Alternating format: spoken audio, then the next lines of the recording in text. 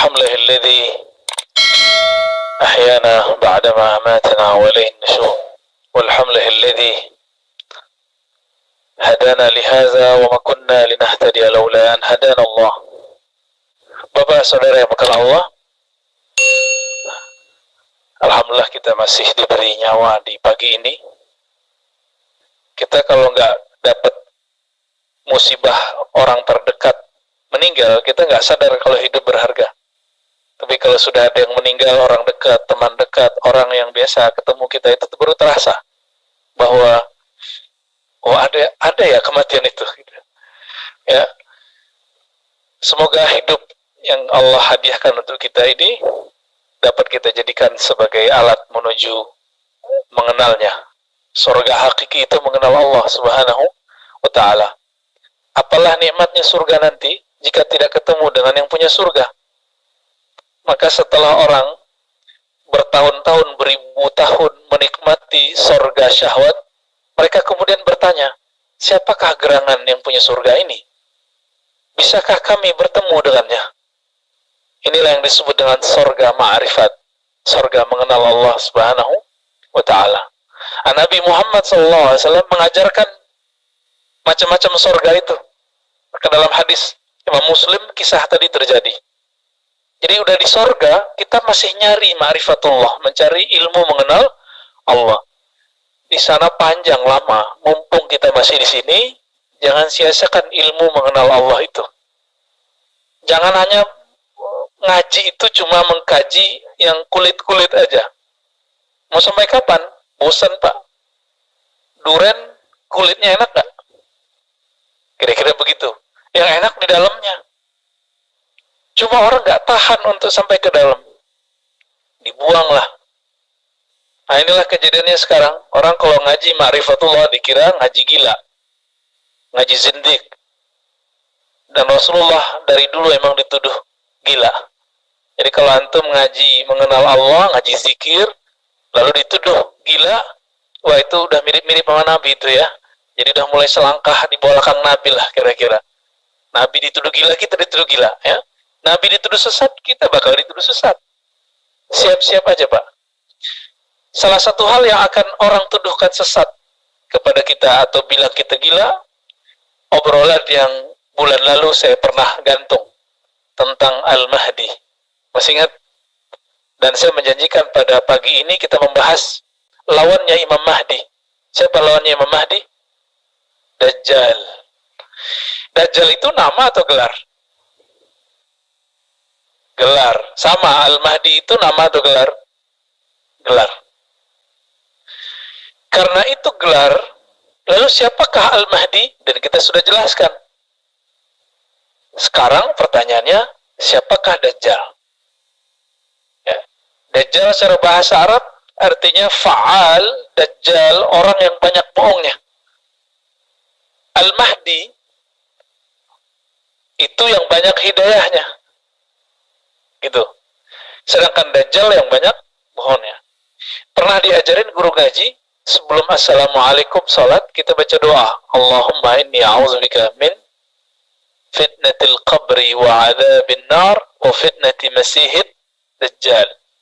Ya Allah, lindungi aku dari fitnah di kubur, azab neraka, dan fitnah masihid dajjal. Apa arti fitnah? Kekacauan, kebingungan, kejahilan, kekufuran yang disebabkan oleh dajjal. Nabi menyimbolkan dajjal itu, kalau dia bilang surga, itu neraka. Kalau dia bilang neraka, itu surga. Jika dia benar, katakan ini benar, berarti itu salah. Jadi katakan salah, berarti itu benar.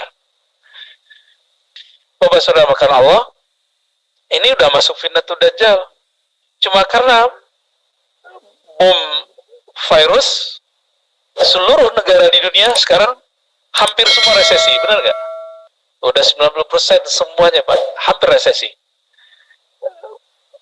Singa yang jadi Singapura, gimana? Hancur nggak?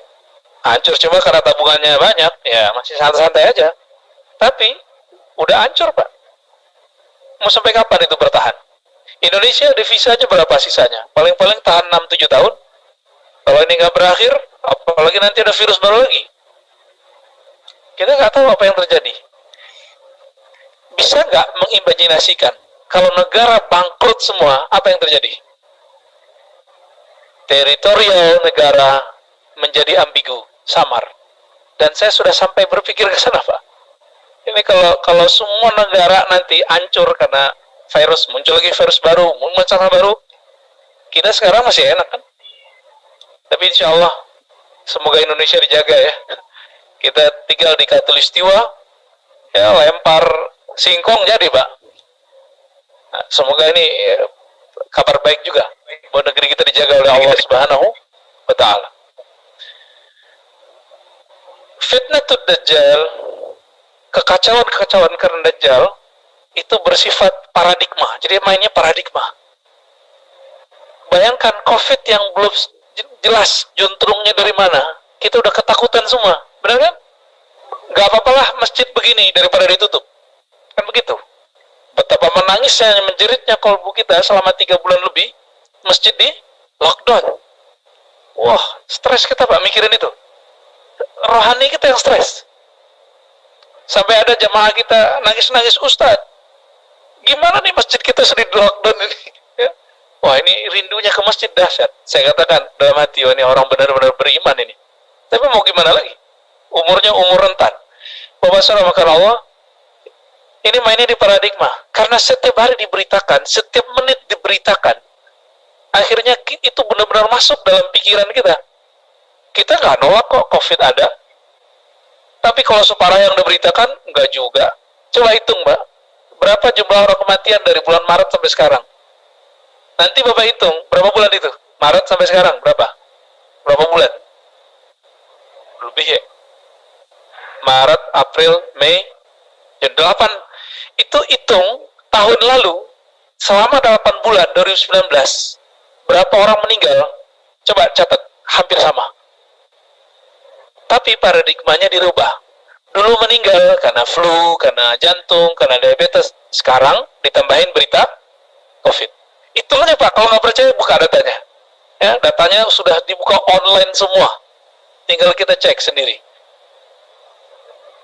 Tapi kenapa kita ketakutan? Nah, ini yang disebut fitnatud Dajjal. Virusnya masuk ke kolbu atau cuma ke badan? Kalau ke badan selamat. Tapi kalau masuk ke kolbu, nanti Bapak udah jadi musyrik. Takut kepada selain Allah. Kita boleh waspada, tapi takutnya hanya kepada Allah SWT. Tetap waspada, pakai protokol begini, ya sudahlah, nggak apa-apa. Ngalah kita, ya. Cuma kolbunya jangan kena virus. Virus ketakutan ini bahaya, Pak. Ini coba tanya sama dokter, kalau ada dokter di sini. Orang kalau tenang, tensi darahnya dicek normal nggak? Tapi coba, ada dokter yang suka nakut-nakutin pasien? Ada. Kamu nih, cek darahnya, Pak, habis itu. Naik kelas, Pak, set.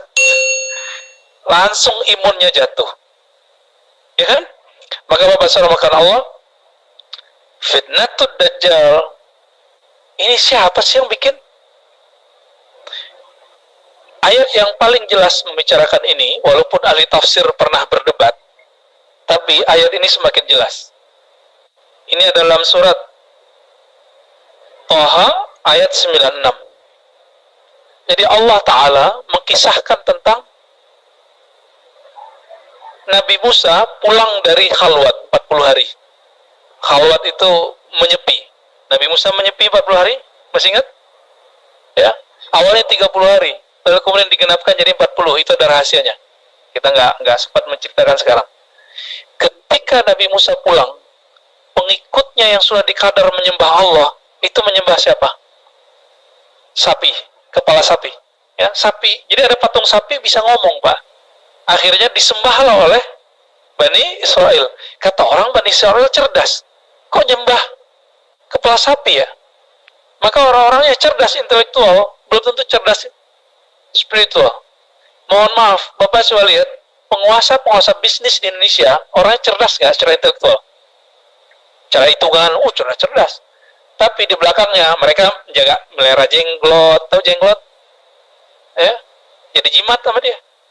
Ya, masang jimat di mana, masang kepala kerbau di mana untuk backup. Kita ketemu sama yang begitu-gitu, ya. Yang minta ke kita juga ada, tapi kan kita nggak punya ilmu yang gitu-gituan. Itu ilmu fitnatul dajjal semua itu. Nah, Bapak Saudara makan Allah, itu mereka lagi ngapain? Mereka cari aman, mencari keamanan. Nah, di zaman Nabi Musa cuma 40 hari dan sudah mengkader jamaahnya, umatnya bertahun-tahun, itu berubah. Bisa dibayangkan siapa yang merubah ini? Siapa namanya yang merubah ini? Masih ingat? Samiri. Ya?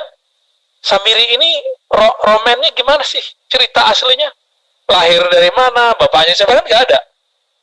Nggak disebutkan, Pak. Jadi siapa Samiri ini sebenarnya? Maka disebutkan kisahnya di sini. Nanti coba lihat 3 sikap Nabi Musa yang aneh. Ketika pulang melihat umatnya menyembah sapi betina kepala sapi itu, Nabi Musa kemudian mengambil jenggotnya Harun. Jadi Nabi Harun itu terkenal dengan jenggotnya sampai ke dadanya. Ditarik sama siapa yang punya jenggot panjang tuh? Itu nanti mungkin bersama Nabi Harun tuh ya. Ditarik sama Nabi Musa. Nabi Musa tahu sendiri kalau dia dipukul orang bisa mati. Jadi dia punya aji ninju, tangan besi, tangan bom, dipukul orang mati langsung. Dan itu sudah terjadi sebelumnya. Ya Harun ketar-ketir juga kalau dipegang begitu. Tinggal diginin kepalanya, udah habis dia. Apa kata beliau? Ini ayatnya, ya. Ya ibna la ta'khuz bi lihyati. Wahai anak ibuku, diingetin mamanya. Wahai anak ibuku, jangan kamu tarik-tarik jenggotku begitu, nggak sopan gitu. Sabar dulu, sabar, slow. Terjadilah dialog yang luar biasa antara mereka. Akhirnya Nabi Musa kemudian sedikit turun emosinya, ya. Dan apa yang terjadi setelah itu disebutkan di dalam ayat ini. Selesai dalam tanda kutip menghajar Harun, datang ke pengikutnya. Pengikutnya disuruh apa? Tobat. Tobatnya orang-orang yang menyembah berhala, ngapain? Bunuh diri, Pak. Jadi dulu tobatnya Bani Israel dari kesyirikan, dia harus tebas nafsiyahnya, jiwa badannya ini, karena badannya dibiarkan menyembah sapi. Untung kita nggak jadi umat Nabi Musa ya. Nanti atom kalau ketemu bisa ketawa-ketawa tuh. Ya. Untung kita nggak jadi umat Nabi Musa.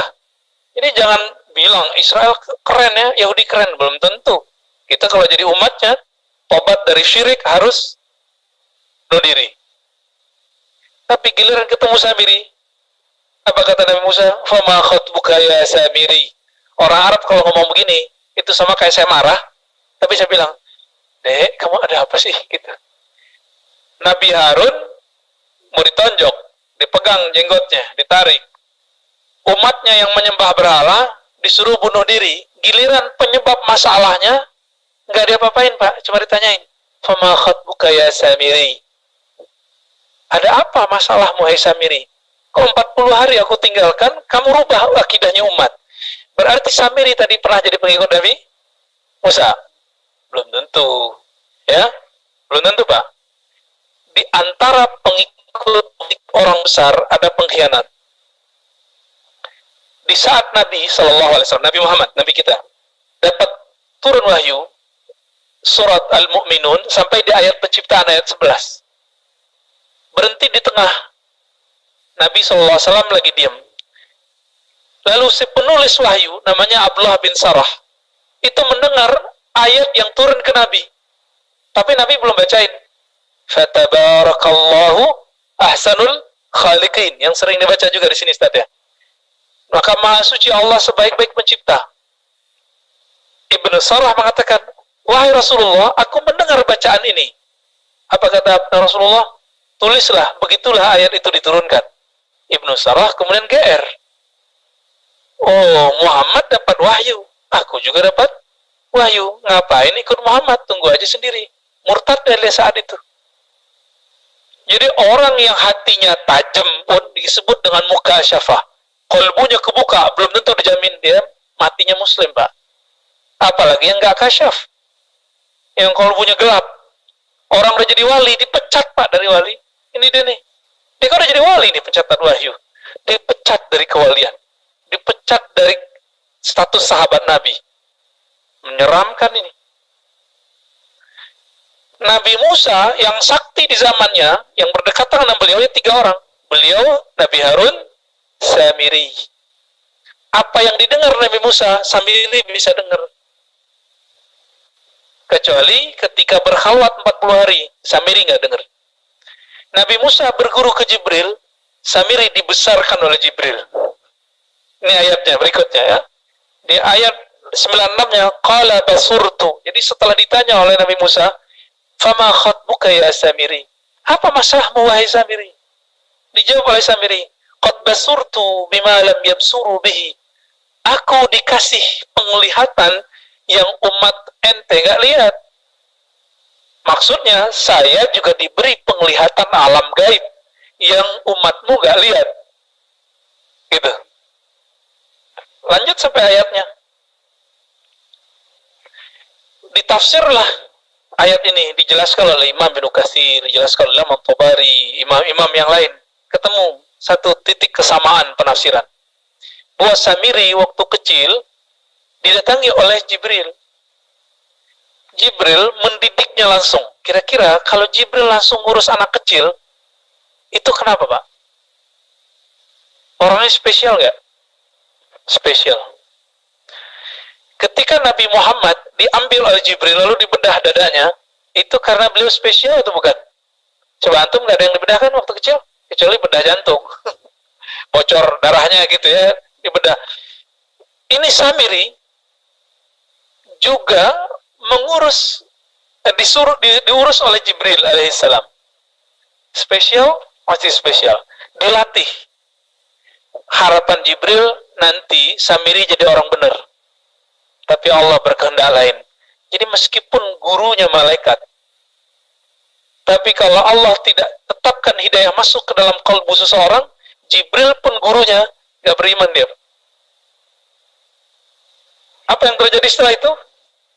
Dia bisa nyulap kepala patung, bisa menjadi makhluk yang bisa berbicara dan bergerak. Ini dia, Samiri. Inilah awal dari Dajjalun.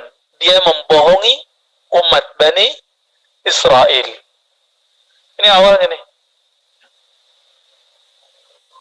Tapi setelah itu apa? Apa ayatnya, Ustaz? Fazhab gitu ya? Benar gak ayatnya nih? Ya, fazhab fa inna laka fil hayat an taqula la misas. Nah, di ayat berikutnya. Apa kata Nabi Musa? Ya udah Samiri, kamu pergilah. Loh, Harun dipegang jenggotnya. Umat Nabi Musa yang musyrik disuruh bunuh diri. Giliran Samiri penyebab kesalahan itu disuruh pergi. Pergilah ente wahai Samiri. Loh, kenapa kok disuruh pergi? Kok nggak ditonjok sama Nabi Musa? Karena seandainya Nabi bisa tonjok, itu nggak mati. Jadi Nabi Musa tahu makomnya, bahwa bukan beliaulah nanti yang akan menghancurkan Samiri. Maka disuruh, izhab, ente pergilah. Kenapa? Karena kamu dalam hidupmu tidak akan bisa disentuh. La misas. Nggak bisa disentuh, Pak. Nanti silakan nih ayat ini dibaca, cari tafsirnya di tafsir Ibnu Katsir. Mirip-mirip seperti yang saya jelaskan. Cuma bedanya, di tafsir itu tidak disebutkan Samiri itu Dajjal. Itu aja bedanya. Namun amalnya Samiri, amalnya Dajjal. Udah tahu, Pak? Kalau Samiri gurunya Jibril, horor gak tuh? Ya. Tapi jangan khawatir ya. Imam Mahdi itu nanti gurunya juga Jibril juga, tapi Jibrilnya bumi. Jibrilnya bumi yang disebut Nabiullah Khidir. Di pertemuan sebelumnya kita bahas Nabi Khidir, masih ingat? Ahlus Sunnah wal Jamaah mayoritas mensepakati bahwa Nabi Khidir masih hidup. Apalagi ahli qalbu. Mereka sepakat. Tapi ahli hadis berbeda pendapat. Contohnya ada Imam Ibnul Jauzi, itu nulis kitab khusus mengenai bahwa hadis mengenai Nabi Khidir dhaif semua. Diteliti orang oleh Imam Ibnu Hajar, hasilnya mirip, tapi dipresentasikan depan gurunya. Namanya Imam Ali Raqi, Imam ahli hadis, tapi ahli kolbu. Artinya tidak semua orang pakar hadis ahli kolbu. Ilmu hadis itu ilmu empirik. Jadi dibaca, dihafal, diteliti. Dibaca, dihafal, diteliti. Kalau ilmu kolbu, dibaca, dihafal, dirasakan. Ini beda. Beda ilmunya, beda epistemologinya. Imam Ali Raqi mendengarkan presentasi dari Ibnu Hajar bahwa berdasarkan riwayat yang saya temukan, tidak ada dalil bahwa Khidir masih hidup. Langsung digebrak meja sama Ali Raqi. Uskut, ente diam. Jangan pernah lagi ngomong Khidir mati, ente nggak sopan. Kenapa? Imam Iraqi menyaksikan bertemu dengan Nabi Khidir. Kisah ini kemudian dilanjutkan nanti oleh Imam Ibnu Hajar al-Haytami. Tadi Ibnu Hajar al-Asqalani. Sekarang Ibnu Hajar al-Haytami al-Makki, ulama di Mekah. Beliau ini guru dari Imam Al-Malibari. Al-Malibari guru dari Abdul Muhi Pamijahan. Pernah dengar? Jadi orang kita dulu ngaji ke Mekah, Pak. Abdul Muhi Pamijahan yang daerah Tasik ya. Tasik. Itu dulu ngaji ke sana tuh. Ke Imam Al-Malibari, murid dari Ibnu Hajar al-Haytami. Apa kata beliau? Saya nggak ketemu sih. Tapi kata ahli kolbu, Nabi Khidir pernah datang kepada majelisku, lalu mengucapkan salam kepadaku. Tapi beliau tidak lihat. Karena beliau percaya dengan riwayat yang telah dikumpulkan Ibnu Hajar, lalu kemudian Ibnu Hajar merevisi pendapatnya, Nabi Khidir masih hidup. Maka siapa mentornya nanti? Nabi Musa mentornya siapa waktu hidup? Nabi Khidir. Ya kan? Masih ingat? Maka di akhir zaman ini, jadi mentornya imam akhir zaman itu salah satunya adalah Nabi Khidir. Termasuk juga Jibril. Kira-kira begitu, Pak. Gelarnya Nabi Khidir apa? Syekhul Anbiya wal Auliya. Gurunya para nabi, gurunya Nabi Musa dan para wali.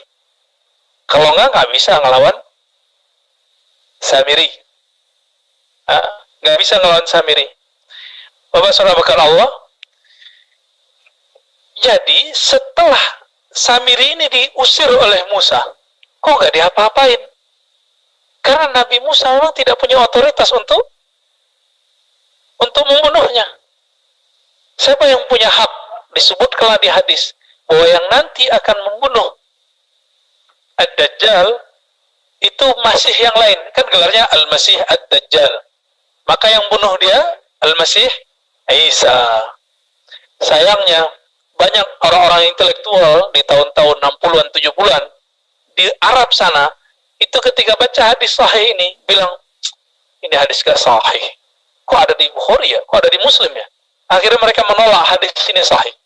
Padahal jelas hadisnya sahih, di Sahih Muslim banyak, di Sahih Bukhari ada yang semakna.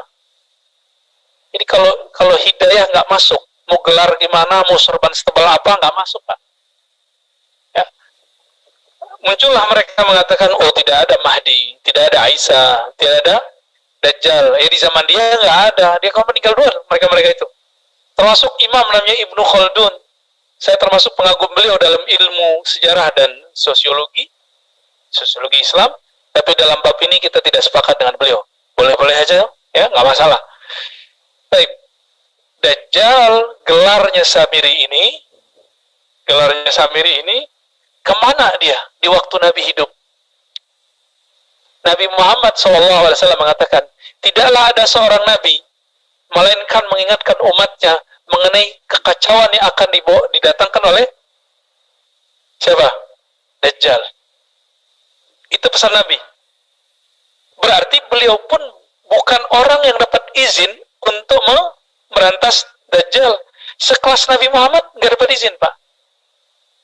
Terus siapa? Nah inilah, kalau kita beruntung nih kita ketemu nih imamnya. Kalau nggak ketemu, ya wallahu alam. Ya. Apakah di zaman ini atau zaman nanti? Wallahu alam. Cuma kita harus tahu nih, fitnatun Dajjalnya sudah mulai dekat. Fitnahnya, berarti Dajjalnya sudah hampir keluar. Apa kata Nabi SAW? Buat Dajjal ini, ketika dia keluar nanti, dia keluar dalam hadis Abu Daud, umurnya di bumi setelah keluar, jadi keluar ke bumi terbuka 40 hari. Tapi hari pertama seperti setahun, hari kedua seperti sebulan, hari ketiga seperti seminggu terus. Tapi kalau dihitung-hitung rasanya 40 tahun, Mbak. 40 hari rasa 40 tahun. Kenapa kok bisa lama? Bapak saya karena Allah, di zaman kita masih kecil dulu, muda, Ustadz, nggak tahu Ustadz ya. Masa-masa dulu nggak ngerti Ustadz. Ya, Ustadz kita muda sekali, hafalannya yang tua. Zaman-zaman belum ada handphone, Pak. Belum ada kereta canggih kayak sekarang, ya, MRT, belum ada.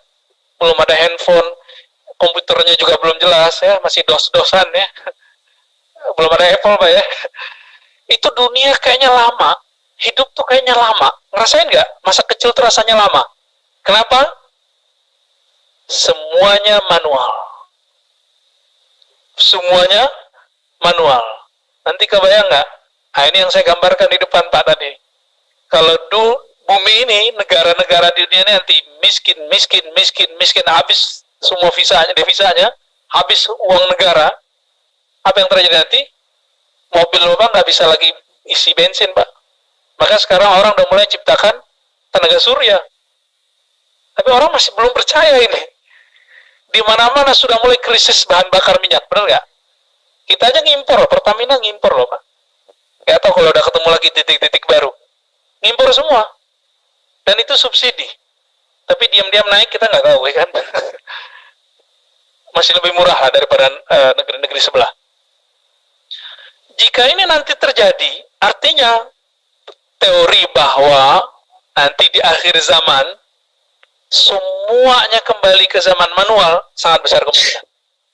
Mobil nggak jalan, pesawat nggak jalan, listrik pun susah apa nanti.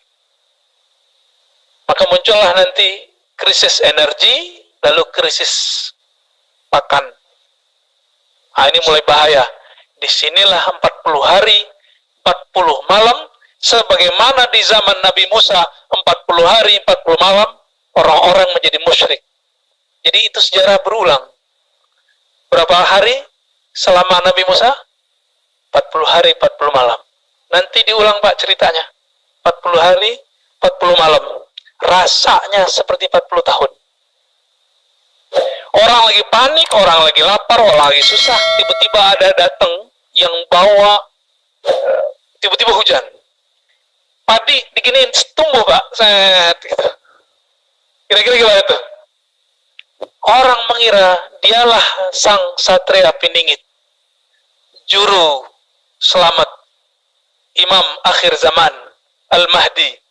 Padahal dia adalah Dajjal. Hati-hati ntar, gurunya Jibril.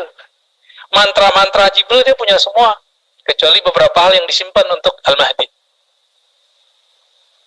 40 hari Pak, persis sama. Jadi di hadis 40 hari, di ayat cerita Nabi Musa meninggalkan umatnya 40 hari. Wah, ini menyeramkan nanti ini. 40 hari Pak lamanya. Kemana Imam Mahdi saat itu? Mungkin dia lagi khalwat juga kali 40 hari. Ya, dia mengatakan, aku tinggal dulu kalian ya. Saya ada panggilan dari Allah 40 hari. Itu zaman-zaman genting. Nah, nanti harun-harunnya beliau, uzara-uzaranya beliau, khadam-khadamnya beliau, wakil-wakil beliau, itu kelabakan. Gak bisa nahan. Gak bisa nahan. Kecuali yang Allah kasih hidayah. Yang disebut Ahlul Badar. Ahlul Badar itu apa? Orang yang imannya sama seperti iman pejuang Badar. Apa imannya pejuang Badar itu? 313 orang lawan ribuan, Pak. Itu kan cuma kalimat seribuan, itu lebih dari 1000. Berarti satu orang lawan 4 atau 3, itu imannya berkali lipat. Dengan iman satu biji di kolbunya, itu bisa mengalahkan zombie-zombie yang 3-4 orang itu. Itu zombie semua itu, Pak. Monster itu. Dia ingin menghancurkan orang, ingin ngalahin orang, ingin makan duit orang. Kan mereka zombie semua itu. Mereka yang pengen menghancurkan Nabi, mereka buat sembara ingin membunuh Nabi Sallallahu Alaihi Wasallam. Harta-harta para sahabat kan diambil mereka semua. Ya, kafir Quraisy waktu itu. 313 hari ke-17 Ramadan lagi puasa, lapar, perang sama orang kenyang. Kira-kira gimana, Pak? 313 nggak akan berubah imannya melihat ada tumpukan makanan di sana, nggak berubah. Karena dia udah kenyang sama ilmu, iman dan ma'rifatullah. Tapi di luar itu nggak tahu nasibnya. 313, 124 ribu, hanya itu yang selamat nanti. Kecuali 124 ribu punya murid-murid, paling itu yang bisa dikasih syafaat tuh. Ya kalau antum nggak jadi ahlul badar 313, semoga jadi muridnya. Amin. Ya, udah kebayang Pak. Saya bukan nakut-nakutin. Ya, emang menakutkan. Kalau kita ingat-ingat, itu menakutkan semua Pak. 40 hari, 40 malam, krisis energi mulai. Krisis politik semua. Ini kan orang 2024 masih berebut nih. Ya, kalau dia paham bagaimana masa depan, dia gak akan berebut Pak. Karena Nabi mengatakan, di akhir zaman, para pemimpin tidak punya haibah, tidak punya kehormatan, dibenci. Orang tadi nih dianggap orang suci, jadi pemimpin Pak, dibenci orang langsung. Hari pertama dihujat ribuan orang, jutaan orang. Nanti coba aja lihat. Antum sebut fulan soleh, nanti dia jadi presiden misalnya, atau jadi gubernur, langsung dihujat jutaan orang. Hari pertama dia kerja, apalagi 100 hari kerja. Ya. Maka wibawa raja-raja, presiden-presiden nanti habis. Mereka untuk ketemu dengan Samiri itu melakukan penelitian-penelitian, ritual-ritual, semuanya. Dan itu inspirasi Pak. Siapa yang bisa menginspirasi buat virus? Kalau bukan Dajjal itu. Ini bukan cocok logi. Karena Dajjal itu salah satunya, dia bawa virus biologis. Tapi virus yang paling bahaya bukan itu. Virus akidah. Nanti next, setelah ini, ada virus namanya virus sihir. Magic. Dan nanti akan muncul satu zaman, orang suka nanti perdukunan Pak, semuanya. Ini saya udah ngeliat calon-calon, yang calon-calon itu nyari backup. Ada backupnya Ustadz Dukun. Ada ahli wirid. Ada dukun beneran Pak. Bahkan ada beberapa tanah-tanah pejabat-pejabat tertentu, sengaja ditanam di situ, khadam-khadam jin yang jahat-jahat, supaya nggak bayar pajak. Sampai sekarang masih ada. Ternyata sudah mulai dari Orde Baru sampai sekarang. Jadi antum jangan percaya dulu sama public figure sekarang. Saya nggak percaya amat ya. Yang muncul-muncul sekarang itu belum tentu itu. Bersamakan Allah nanti ada virus-virus magic itu, virus-virus sihir. Dan yang paling suka sihir siapa? Globalis. Mereka yang kita simbolkan dengan penyembah setan. Dan yang mereka cari itu public figure, artis, ya kan? Kenapa artis? Masih ingat dulu ada artis Indonesia ya tengkar sama gurunya, sama guru spiritualnya, ada kan? Kenapa? Mungkin maharnya kemahalan kali. Jadi artis aja ingin bertahan popularitasnya, dia butuh dukun Pak di belakangnya. Ya uskun lah. Yang baru meninggal siapa nih? Gatot siapa Pak? Ya, Braja Musti. Dia itu pembackup artis-artis Pak. Itu temenannya sama magic itu. Orang kalau udah masuk ke dia susah keluar. Itu mainan-mainan mereka udah itu. Dia nggak tahu kalau dia sudah menjadi wayang-wayangnya fitnatul Dajjal. Masa ritual untuk supaya nyambung ke alam gaib harus pakai sabu-sabu dulu kan? Masuk akal nggak Pak? Ke Haramain, Mekah, Madinah nggak kedetek itu barang. Kalau nggak ada bantuan magic. Jadi dia pergi umroh di hotel dan nyabu. Masuk akal nggak? Kalau nggak pakai ilmunya Dajjal nggak bisa masuk Pak. Jadi banyak orang-orang yang pion-pion ini nggak ngerti kalau dia adalah pion-pion Dajjal. Kenapa Dajjal bisa begitu? Karena Dajjal ini nggak ada urusan orang mau mati, mau apa, bagi dia yang penting dia menang. Maka saya tutup nih kajian ini dengan satu ayat yang mungkin dijelaskan lumayan juga nih. Surat Fussilat, surat 41, ayat berapa itu Ustaz? Ayat 29. Orang-orang kafir berkata, Gimana kalimatnya?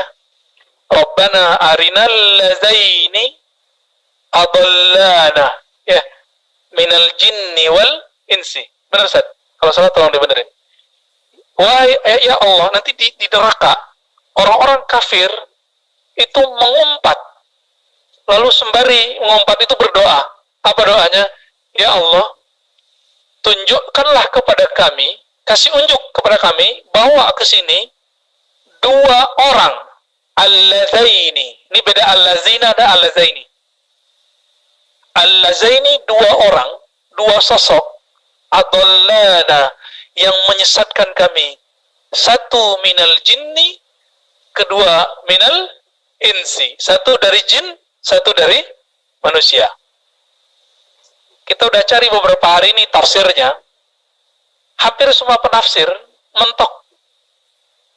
Kalau jin, jelaslah itu iblis.